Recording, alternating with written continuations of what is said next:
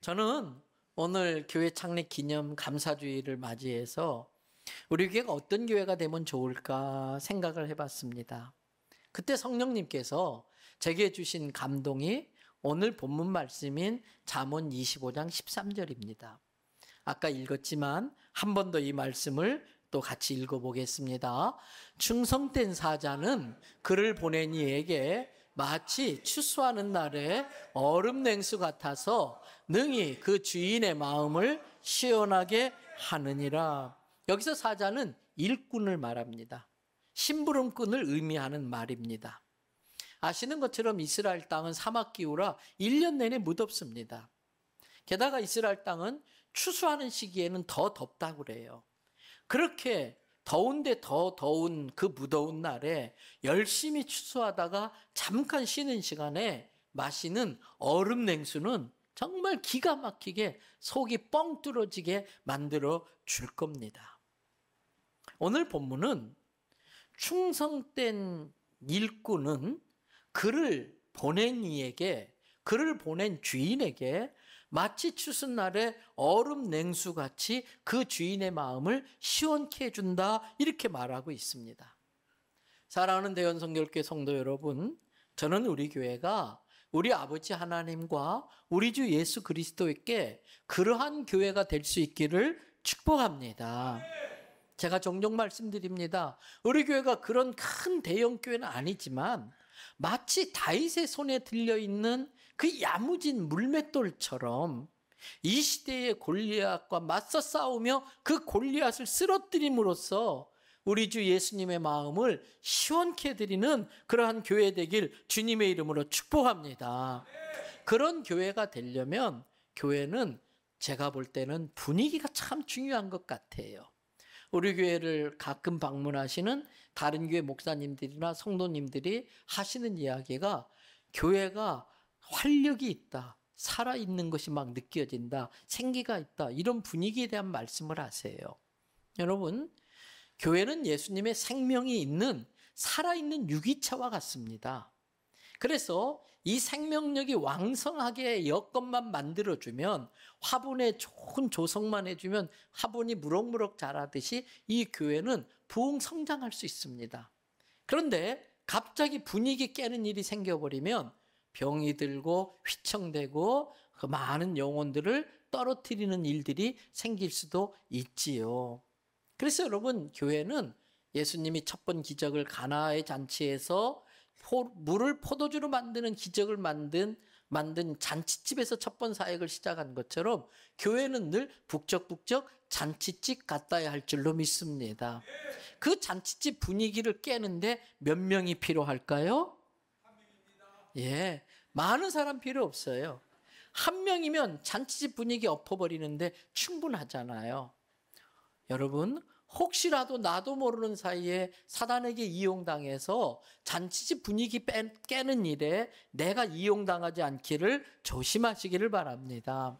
그래서 제가 종종 우리 성도들에게 강조하는 우리 교회 목회 스타일, 분위기, 그러한 구호를 이야기 드리잖아요. 한 번 더 받아십시다. 시댁 같은 교회 만들지 말고 친정 같은 교회 만들자. 교회는 친정처럼 참 편안하고 그래야 돼요. 근데 친정 같은 교회는요, 되는 일이 없어요. 네. 왜? 알아서 해야 되기 때문에. 그런데 지나고 나면은 누가 시키지 않아도 안 되는 것도 없어요. 다 되어져 있어요. 그래서 은혜로 움직이는 겁니다. 또 제가 종종 외우는, 말씀드리는 구호가 있지요. 전에는 굴러온 돌이 박힌 돌 빼내는 교회 만들자 그랬더니 굴러온 돌 입이 막 이만큼 튀어나와 있더라고요. 아니, 박힌 돌들의 입이 튀어나와 있더라고요. 그래서 제가 바꿨어요. 북판 따라합시다. 박힌 돌이 굴러온 돌에게 자리 내주는 교회 만들자. 세상이 많이 힘들어요. 또 교회들도 사단의 장난 때문에 막 힘들어진 교회들이 있어요. 내 영혼이라도 살고 싶은 간절한 마음으로 굴러 들어왔는데 박힌 돌이 텃세하고 그냥 어깨 툭툭 치고 그러면 떼굴떼굴 굴러다가 딴 데로 갈 수밖에 없는 거잖아요. 여러분, 교회 옮기는 게 죄도 아닌데 미안한 심정으로 왔잖아요. 그런 분들이 정말 편안하게 은사와 모든 것들을 마음껏 발휘하고 비전을 이룰 수 있도록 이미 있었던 박힌 돌들이 굴러온 돌을 격려하고 자리를 양보하고 이렇게 키워내 주시기를 바랍니다. 또 하나가 이 교회가 잘 비벼진 비빔밥 같은 교회가 돼야 돼요. 여러분, 비빔밥 재료들이 다 각자 자기가 제일 잘났다고, 자기가 제일 우아하고 똑똑하다고, 그래서 당근은 당근끼리, 호박은 호박끼리, 계란지단은 계란지단끼리 또 다 같은 계란인데도 흰자와 노른자가 나누어져 가지고 노란색 하얀색으로 따로 다 나누어져 있으면, 지 잘난 척하고 있으면 맛이 하나도 없어요. 거기에 고추장, 빨간 고추장 탁 한 숟가락 넣고 막 짜온 참기름, 고소한 참기름 몇 방울 탁 이렇게 뿌린 다음에 숟가락으로 그냥 막 박박 비벼대야 돼. 막 섞여버려야 돼. 본래 모습은 온데간데 없고 다 엉켜가지고, 그리고 자기 모습은 하나도 없이 뻘건 고추장 모습만 드러나야 돼요. 호박이 지 색깔 지키려고 그러고 당근이 지 색깔 지키려고 그러면 맛이 없어요. 교회도 마찬가지입니다. 성령의 고추장으로 잘 비벼져서 나는 온데간데 없고 오직 성령 충만한 모습, 예수님의 모습만 드러나야 할 줄로 믿습니다. 여러분, 이처럼 주님의 마음을 시원케 하는 교회가 되려면 서로가 서로를 보듬어주고 안아주어서 하나 되는 교회가 돼야 돼요. 주중에도 제가 어떤 분과 상담을 했어요. 마음에 상처가 좀 있으신 분이에요. 제가 그분이 그런 이야기 했어요. 우리 모두는 남을 찌르는 가시를 다 갖고 살아요. 여기 있는 임 목사도 여러분들도 누군가를 아프게 하는 가시를 다 안고 있어요. 근데 서로 안아주려고 하다 보니까 가시가 서로 찌르는 거예요. 저 사람이 나를 찔러 아프게 하는 것도 하지만은 실은 나도 내 가시로 그 사람을 찔러서 아프게 하는 거예요. 신앙생활은 이 십자가의 사랑으로 그 사람의 가시가 나를 찔러도 하나 되기 위해서 안아주고 품어주는 게 신앙생활인 것입니다. 여러분, 부모가 아무리 돈이 많아도요, 자식들이 맨날 허구한 날 싸우고 있으면 그 꼴 보는 부모의 가슴은요 미어 터져요. 좀 어렵고 힘들게 살아도 자식들끼리 서로 돕고 막 모이면 깔깔대고 웃고, 잠언에 그랬잖아요. 육선, 고기와 생선이 가득한 것보다 마른 빵 한 조각 먹어도 화목한 집이 더 복되다고 한 것처럼 성도끼리 서로 부족한 부분을 메꿔주고 아쉬운 부분을 눈 감아주고 덮어주고 보듬어주면서 하나가 될 때에 우리의 부모 되시는 하나님의 마음이 얼음 냉수를 마시는 것처럼 시원케 될 줄 믿습니다. 기독교 역사를 볼 때에 문제없는 교회는 단 한 번도 없었어요. 그 교회가 어디에 있든, 한국에 있든 유럽에 있든 미국에 있든 지상의 모든 교회는 다 문제를 갖고 있어요. 이제 제가 다음 주, 그 다음 주 미국 애틀란타 지역에 우리나라 기업들이 많이 들어가 있잖아요. 거기에 이제 연합부흥회를 가는데 이민교회 목사님들 말 들어보면요, 이민교회는 너무 목회가 힘들대요. 상처 입은 사람들이 너무나 많고 상처 입은 사람들이 모여 있다 보니까 파벌도 많고, 그래서 멀쩡했던 교회가 그 다음 주에 반토막 내서 그냥 뭐 교회가 막 휘청하고 또 없어지기도 하고. 제가 기도하기는 많이 부족한 사람이지만 이번 집회를 통해서 그분들을 위로하고 격려하고 치유가 되어지고 부흥의 불씨를 붙이고 올 수 있도록 기도해 주시길 바랍니다. 또 가는 길에 이렇게 보안상 다 말씀드리지 못하지만 북한 사회 가는 분들을 좀 만나서 격려도 하고, 또 이 미국 사회는 주급을 받아서 살잖아요. 이 목사님들도 주급 받아가지고 겨우겨우 한 주 한 주 살아가는데 정말 생활이 빡빡해요. 그래서 후배 목사들을 또 만나면 격려도 하려고 또 달러로 환전도 하고 이렇게 가게 되는데, 여러분, 그 많은 문제 있는 것들이 정말 부족하지만 이 종을 통해서 성령님 역사하셔서 문제들이 해결되고 치유되게 해달라고 기도해 주시기를 바랍니다. 도시에 있는 교회든 농촌에 있는 교회든 큰 교회든 작은 교회든 문제 없는 교회는 없어요. 왜 그럴까요? 이 세상에 문제 없는 사람이 없잖아요. 어떤 공동체이든 문제 있는 사람들이 모여서 만든 공동체는 문제가 있을 수밖에 없어요. 교회도 비록 하나님을 경배하고 찬양하고 예배 드린다고 와 있지만은 육신을 입고 있는 동안에는 내 자신 자체가 문제가 있기 때문에 문제 있는 내가 속한 교회는 문제 있는 교회가 될 수밖에 없는 것입니다. 예수님의 제자들도 질투하고 자리 싸움하고 서로 시기한 걸 우리가 봤지 않습니까? 우리 교회도 마찬가지예요. 그래서 이렇게 무더운 여름철에 예배를 드리면 우리 부목사님들이 많이 곤란해요. 예배를 드리지 말고 어떤 분이 오셔가지고 그래요. 목사님 누구 얼어 죽일 일 있냐고. 추워 죽겠다고 에어컨 온도 좀 올리라고. 그래서 올리면 조금 있다가 또 다른 분이 가서 그래요. 누구 쪄 죽일 일 있냐고. 네. 여러분 오늘 이제 우리 여전도회가 정말 수고해가지고 점심 특식을 준비하셨을 거예요. 꼭 드시고 가세요. 근데 똑같은 음식을 먹어도 어떤 분은 왜 이렇게 짜냐 그러고 어떤 사람은 왜 이렇게 싱겁냐 그러고 간단해요. 짜면 물 타 드시면 되는 거예요. 싱거우면 소금 한 꼬집 넣으면 되는 거고 투덜댈 거 없어요.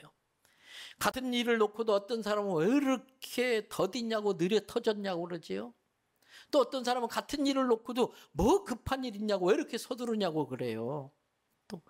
또 한 사람을 놓고 어떤 사람은 순수하다고 말하고 어떤 사람은 멍청하다고 말을 해. 똑같은 사람을 놓고 어떤 사람은 똑똑하다고 말하고 어떤 사람은 야가 빠졌다고 말해. 네, 똑같은 사람 놓고. 경상도, 충청도, 전라도, 강원도, 고향도 다 달라요. 또 우리 교회는 전에 다른 교회에서 신앙생활하다 오신 분들이 꽤 많잖아요. 어떤 분은 순복음교회 재단에서 신앙생활하고 어떤 분은 감리교회에서 어떤 분은 장로교회에서 신앙생활하다 왔어요. 또 장로교회에서 오신 분들은 고신파도 있고 합동 측도 있고 통합 측도 있고 합동과 통합이 뭐가 다른지 잘 모르겠어요. 뭐 재건파에서 오신 분도 있고 또 어떤 분은 나는 개혁 대신 측이다 그런 분도 있고 또 우리 교회는 천주교에서 신앙생활하다 오던 분도 있고 어떤 분은 금강경까지 썼던 절에서 또 불자로 있다 오신 분도 있고 우리 장기수 집사님은 남녀호랑개교에서 열심히 남녀호랑개 외우다가 그곳에서 강사하다 오셨고 네. 여러분 이런 분들이 각자 자기 입장을 가지고 한마디씩만 하면 교회가 너무 시끄러워져요. 저는 우리 성도들 아프지 않게 해달라고 기도하는데 여러분이 1년에 딱 하루만 아파도요. 저한테는 하루에 3분이 아픈 거예요. 1년 내내 아프지 않는 분이 없는 날이 되는 거예요. 한마디 하는데 저한테는 1000마디 이상으로 들리는 거잖아요. 그러나 각자 자기 입장을 내려놓고 상대의 입장을 생각하고 저분이 성장 과정에 상처가 있어서 그런가 보다. 저분이 이런 삶의 배경이 그래서 저렇게 좀 까칠한가 보다. 그런갑다 하고 풀어주고 안아주는 거예요. 아프지. 왜? 그 사람의 가시가 찌르니까 아프지만 그래도 품어주고 안아주는 거지요. 진정한 아름다움은 예수 사랑 안에서 서로 다른 점을 품어줌으로 하나 되는 거예요. 그런데 사람들은요. 다른 사람도 나와 같이 되게 만들려고 하는 경향이 다 있어요. 다른 사람들도 나처럼 되게 만들려고 하는 욕구가 우리 모두에게 있어요. 다른 사람이 나랑 똑같은 생각을 가져야 되고 내 의견에 동조해 줘야 마음이 편안해. 그렇지 않으면 불편해. 그러다 보니까 나랑 똑같이 만들려고 하니까 다치는 거예요. 다쳐요. 어떤 사람을 보면 한마디라도 입을 대고 내 입맛에 맞게 고쳐주고 싶고 그런데 여러분 보세요. 그 사람을 보고 하나님이 뭐라고 그러셨냐면 보시기에 좋았더라 그러셨어요. 그러면 하나님이 보시기에 좋은 사람을 만들려고 해야지 내 눈에 보기 좋은 사람 만들려고 하다 보면 다치는 거예요. 왜? 내 눈에 거슬리는 게 있으면 어떻게 해야 돼요? 깎아버려야 되잖아. 깎아내려고 하니까 아픈 거예요. 그런데 내 눈에 저 사람이 깎아버릴 게 있다라고 보여지는데 저 사람이 나를 볼 땐 어떻게 했어요? 그 사람 눈에 보기 싫은 게 있으니까 그 사람도 나를 깎아버리려고 하는 거예요. 서로 칼 들고 깎아버리려고 칼싸움하다 보니까 서로 다치고 서로 죽는 거 아니겠어요? 진정한 아름다움은 각자가 많이 다르고 각자가 다 문제 있는 사람들이지만 예수님만 바라보고 자신을 날마다 십자가에 못 박으면서 모든 문제를 극복해서 하나 된 예수의 몸, 하나 된 예수의 몸 교회를 만드는 것이 진정한 아름다움이에요. 그러려면 어떻게 해야 되느냐? 히브리서 12장 2절에 이런 말씀이 있어요. 노란 글씨만 읽어보신다면 믿음의 주요 또 온전케 하시는 이인 예수를 바라보자 그랬어요. 신앙생활은 예수님 바라보고 하는 거예요. 사람 보고 신앙생활하면 반드시 시험 듭니다. 반드시 시험 듭니다. 예수님 바라보고 하는 게 신앙생활이에요. 그러면 무더운 날 주님의 마음을 얼음 냉수처럼 시원케 해드리는 교회는 어디 있을까? 그런 모델의 교회는 성경에서 찾아봐야 되겠지요. 특별히 성경 중에서 사도행전에 나오는 예루살렘 교회를 포함한 소아시아 초대교회가 모델 교회로 볼 수 있을 거예요. 예수님이 이 땅에 세우길 원하셨던 바로 그 교회, 예수님의 가슴 속에 그려졌던, 예수님의 심장에서 디자인되어졌던 The Church, 바로 그 교회는 어떤 교회일까? 예수님이 목자가 되시고 성령님이 목양해 주시고 하나님의 은혜가 날마다 넘쳐나는 이 교회는 어떤 교회일까? 첫째로 초대교회는 언제나 성령님이 역사하시고 성령님이 이끌어 주시고 성령님의 이끄심을 따라가는 교회가 초대교회 모습이었어요. 여러분, 사도행전을 성령행전이라고 그러잖아요. 이 교회 시대는 성령 시대라고 말해요. 때문에 성령님이 역사하지 않는 교회는 진짜 교회가 아니에요. 우리 인간은 영적 존재이고 인간의 모든 행위는 눈에 보이지 않는 영적 세계의 영향과 지배를 받게 돼 있어요. 때문에 영혼이 잘 돼야 범사가 잘 되고 강건케 되는 겁니다. 주님의 몸된 교회가 부흥하고 은혜가 넘칠 때에 내 가정도 내 인생도 하나님의 은혜가 넘치고 축복받고 부흥되어지는 줄로 믿습니다. 때문에 교회는 늘 성령님의 인도하심을 구하고 성령님의 인도하심을 따라가야 됩니다. 그래서 저도 오늘 또 이제 정기 당회가 있습니다만은 당회를 시작할 때마다 늘 기도를 이렇게 해요.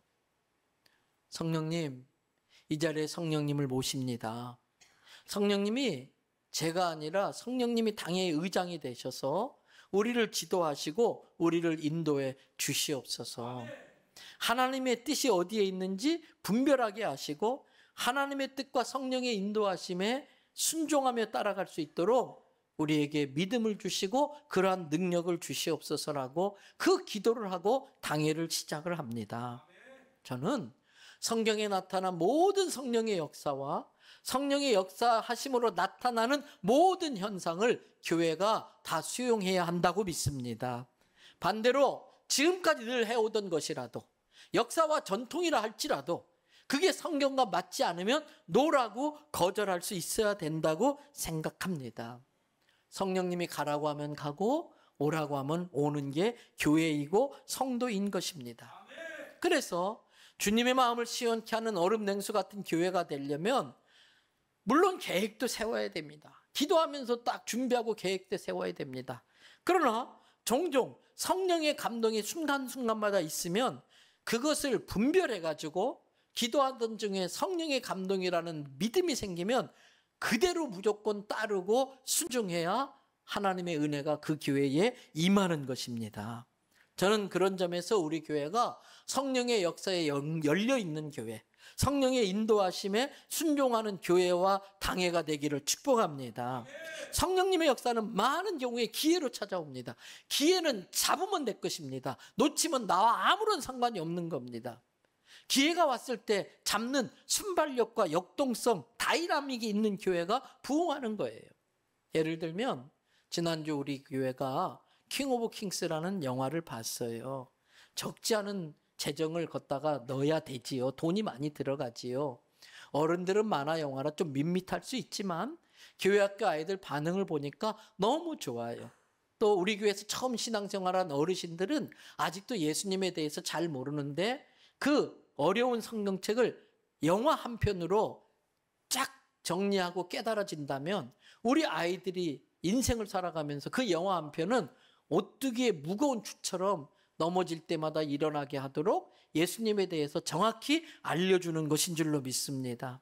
그런데 그러한 것들을 한다고 할 때에 안타깝게도 어떤 목사님들의 말씀을 들어보면 못하는 경우가 훨씬 더 많아요. 재정적인 문제나 또 장로님들의 생각이 다르고 막 그럼 쓸데없는 짓을 해야 하냐고 이렇게 해버리면 못하는 거예요. 근데 제가 우리 장로님들에게 갑자기 모여가지고 요즘 이런 영화가 나왔다는데 교회 창립 기념으로 우리 전 성도들 그거 한편 봅시다. 장로님들이 다 이구동성으로 목사님 좋네요. 목사님 그렇게 한다면 하셔야지요. 돈 얼마 들어가는지 계산도 안 하고 결정을 해버린 거예요. 나중에 인원수 체크하고 하니까 만만치 않지요. 또 오늘 올해 교회 표가 예수라면이니까 재미삼아서 예수라면을 제작했어요.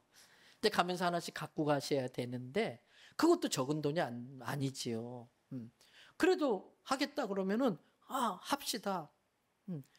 맨날 시시콜콜한 거 가지고 따지고 회의하면서 재청이요, 반대요, 뭐 동의하시오 이래버리면 여러분 상처 입기가 쉬워요. 법은요 하다 안 되니까 마지막에 내세우는 게 법이잖아요. 그래서 여전도에도 남전도에도 교회도요 회의는 짧게 하셔야 돼요. 회의 길게 하면 할수록 회의만 늘잖아요. 그러니까 마음과 마음이 통하면 되는 거예요. 그리고 성령의 감동에 민감하게 순종하면서 한 마음으로 가면 되는 거지요. 자꾸 사람들끼리 모여서 국리를 짜내면요 성령님이 운신할 수 있는 폭만 줄어들 뿐인 것입니다. 참신앙은 성령의 인도하심을 깨달았으면 아멘으로 순종하며 따라가는 것인 줄로 믿습니다. 그러면서 초대교회는 어떻게 주님의 마음을 시원케 해드렸나? 뜨거운 열정으로 주님을 시원케 해드렸어요. 초대교회는요 모이면 뜨겁게 기도합니다.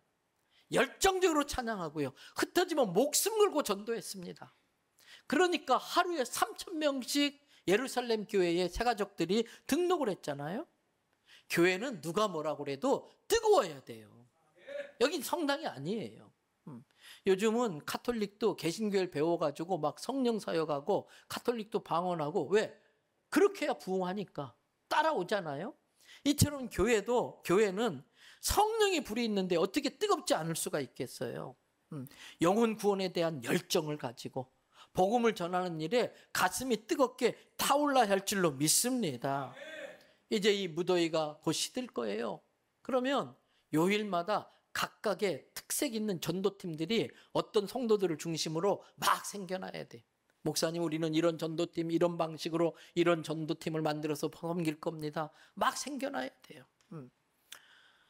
여러분 저는 앞에 아파트가 올라가는 게 너무나 감사하면서 벌써 막 유리창 끼고 있더라고요.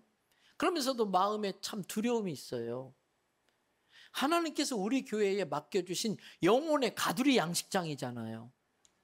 저 영혼들은 우리 교회 보고 책임지라고 지금 저 아파트가 들어오는 거예요. 이 교회가 처음 여기에 지어질 때요. 이 주변은 컴컴했어요. 저렇게 높은 건물들 없었어요. 우리 교회가 제일 높았어요. 이 뒤에 이 남구청은 공업대학 폐교돼가지고 우범지대고요. 인창병원 뭐 무슨 옆에 있는 뭐 성모병원 없었어요. 이 교회 들어오고 나서 주변을 아파트로 다 둘러싸고 있어요. 이거는 주님께서 우리 교회를 통해 축복의 통로를 쓰시기 때문인 줄로 믿습니다. 그리고 그 영혼 책임지라고 하는 거예요. 아직도 예배에 빈자리가 많이 있지 않습니까? 이 빈자리를 예수님의 보혈로 재시씀 받고 예수를 구주로 영접한 하나님의 자녀들로 가득 채워야 하는 것입니다. 구원의 감격에 찬양하는 소리가 가득 채워지고 하나님 앞에 부르짖는 기도의 소리가 이 성전을 가득 채워야 하는 겁니다. 부흥하는 교회는 열심히 하니까 부흥하는 거예요, 사실은. 여러분, 지성이면 감천. 무슨 말이에요? 지성이 뭐예요? 사람의 열심이에요. 그것이 감천, 하늘을 감동시키면 하늘 또 스스로 돕는 자를 돕는다 그랬잖아요. 예수 안 믿는 사람들도 열심히 하면 하늘이 도운다고 알고 있는데 오늘 요한일서 4장 4절의 말씀처럼 이 세상에 있는 자보다 더 크신 하나님이 우리 안에 있는데 우리가 열심히 한다면은 하나님이 우리를 통해서 더 놀라운 은혜와 축복을 주시고 이 교회를 부흥시키고 이 교회를 통해 더 큰 사명 감당케 하실 줄로 믿습니다. 저는 우리 교회 화장실에서 볼일 보고 손 씻고 그 드라이어에다가 손 넣고 씻을 때마다 바람 말릴 때마다 은혜를 받아요. 우리 교회 화장실에 드라이 어떻습니까? 손만 닦았더니 막 그래요. 한번 해보세요. 막 그래. 신앙생활은 그렇게 해야 돼. 그 열정으로 뜨겁게 해야 되는 거예요. 저는 우리 교회가 주님의 마음을 시원케 하는 열정으로 가득한 성도들로 채워지기를 축복합니다. 끝으로 초대교회는 순수한 믿음의 공동체였어요. 교회는 순수한 믿음으로 움직여야 돼요. 인간의 계산법으로 움직이면 성령님의 역사가 중단됩니다. 인간의 계산법은 뭡니까? 1 더하기 1은 2. 딱 짜여져 있어요. 공식처럼. 그런데 성령의 계산법, 신앙의 계산법은 1 더하기 1은 2 플러스 알파. 이 플러스 알파가 믿음의 크기입니다. 이 믿음의 크기대로 되는 거예요. 연말마다 우리 사무총회 하면은 장로님들이 재정위원회에서 이렇게 짜와요. 인간적으로 딱 계산해야죠. 왜? 망대를 지으려면 경비를 계산하고서 망대 지으라고 예수님도 말씀하셨잖아요. 그런데 항상 점검해야 돼요. 인간적인 계산이 이만큼이라면 거기에 믿음의 분량은 얼만큼 있나? 인간적 계산에다가 플러스 알파, 믿음의 분량을 플러스 알파 할 때에 그 믿음만큼 하나님이 역사해 주는 줄로 믿습니다. 그러므로 성도는 하나님의 말씀에 어린아이처럼 단순해져야 됩니다. 오염되지 않는 믿음, 순결한 신앙을 소유하시기 바랍니다. 교회의 힘은 어린아이같이 순전하고 단순한 그 믿음에 교회의 힘과 능력이 있는 겁니다. 제가 이 교회 처음 부임했을 때에 안타까운 게 몇 가지 있었어요. 그중에 남자 성도가 별로 없었어요. 그리고 젊은 성도가 별로 없었어요. 다 나이 많은 여자 성도들, 할머님들이 주류를 이루고 있었어요. 청년부 몇 명 거의 없었고 중고등부, 청소년부 거의 없었고. 그래서 그 당시에 맨날 기도하는 게 남자 성도 보내주세요. 젊은 성도 보내주세요. 청년들, 청소년들 보내주세요. 교회학교를 위해서 기도했어요. 그때 교회학교를 위해서 기도할 때에 제가 어떤 기도 드렸냐면, 하나님, 우리 교회학교 아이들 중에서 이 민족의 통일된 나라에 통일된 나라의 대통령이 나오게 해주세요. 기도했어요. 네.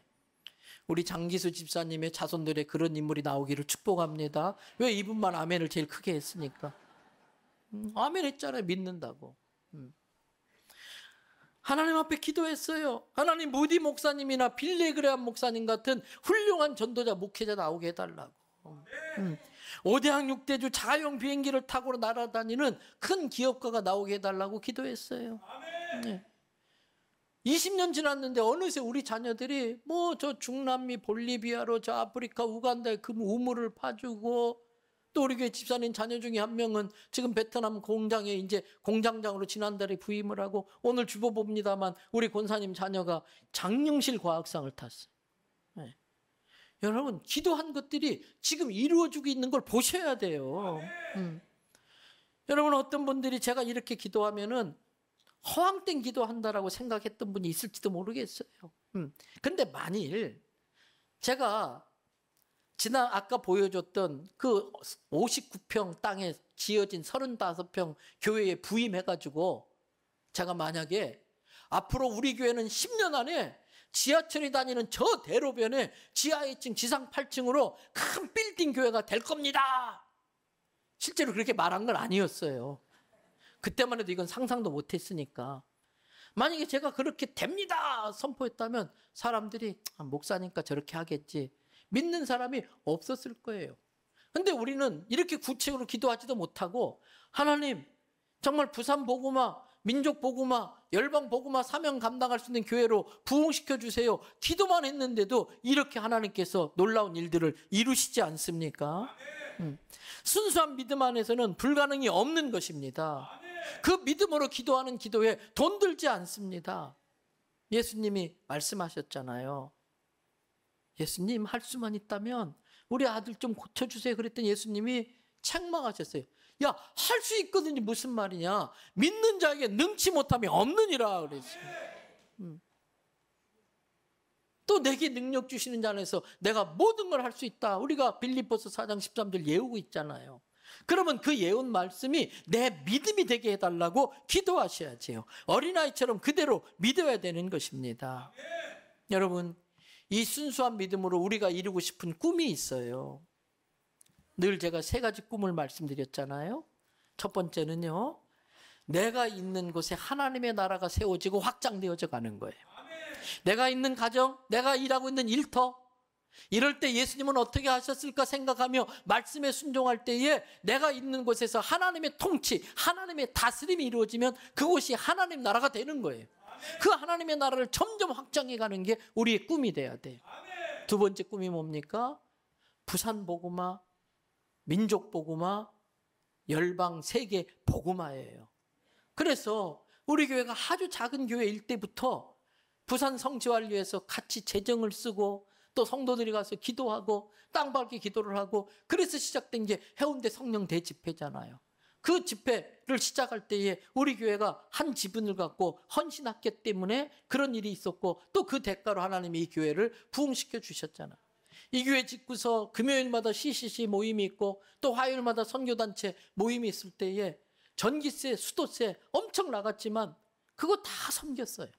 그랬더니 비율적으로 보면은 지금 부산서 제일 큰 청년회로 우리 교회를 하나님이 많은 젊은이를 보내주시고 있는 거 아닙니까?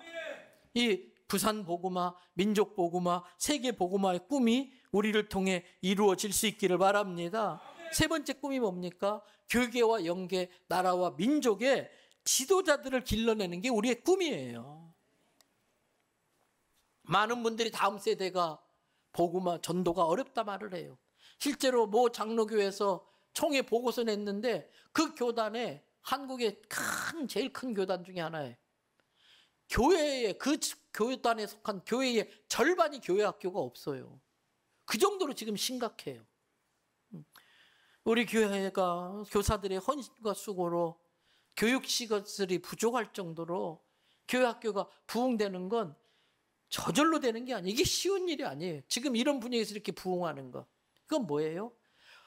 다른 지역에, 문화가 다른 곳에 가서 복음을 전하는 수평적 선교도 해야 되지만 우리 다음 세대에게 믿음이 계승되어질 수 있도록 복음을, 다음 세대를 복음으로 무장시키는 수직적 선교가 같이 이루어져야 되는 거예요. 다음 세대를 통해서 지도자를 길러내는 게 우리의 세 번째 꿈이지요. 이제 말씀 마칩니다. 우리 교회가 이 시대에 초대교회를 재현해내는 교회가 될 수 있기를 축복합니다. 주님의 마음에 디자인되었던 바로 그 더 처치, 그 교회를 우리 교회를 통해서 보여줄 수 있기를 바랍니다. 그래서 모델 교회가 되고 닮고 싶은 교회, 그래서 정말 이 교회의 주인인 예수님의 마음을 시원케 하는 교회가 될 수 있기를 축복합니다. 제가 이 교회 목회하면서 코어 밸류라고 하는 핵심적인 7가지 방향성을 늘 성도에게 말씀드려요. 주보 바로 이 부분에 7개 단어가 나와 있는데 제가 7개 좀 말씀드릴게요. 예배에 감격과 은혜가 넘치는 교회. 예배가 살아있어야 돼. 우리 성가대가 얼마나 중요한지 몰라요. 예배가 살아있어야 돼. 가정을 지키고 회복시키는 교회. 사단은 가정과 교회가 주 공격 대상이에요. 그래서 계속해서 아이들 스마트폰 이야기를 제가 계속하는 이유가 그런 거예요. 세 번째, 평신도를 동역자로 세우는 교회. 목회자 한 명에 의해서 좌지우지되는 교회는 건강한 교회가 아니에요. 세 번째는 지역사회를 섬기고 복음화에 힘쓰는 교회. 다섯 번째는 다음 세대, 차세대를 키우는 교회. 여섯 번째, 선교에 뒤처지는 교회가 아니라 선교의 앞으로 나아가는 앞장서는 교회. 일곱 번째가 성령의 인도하심 따라 끊임없이 변화하고 성장하는 교회. 이 일을 이루어가는데 저와 여러분이 쓰임받게 되기를 주님의 이름으로 축복합니다.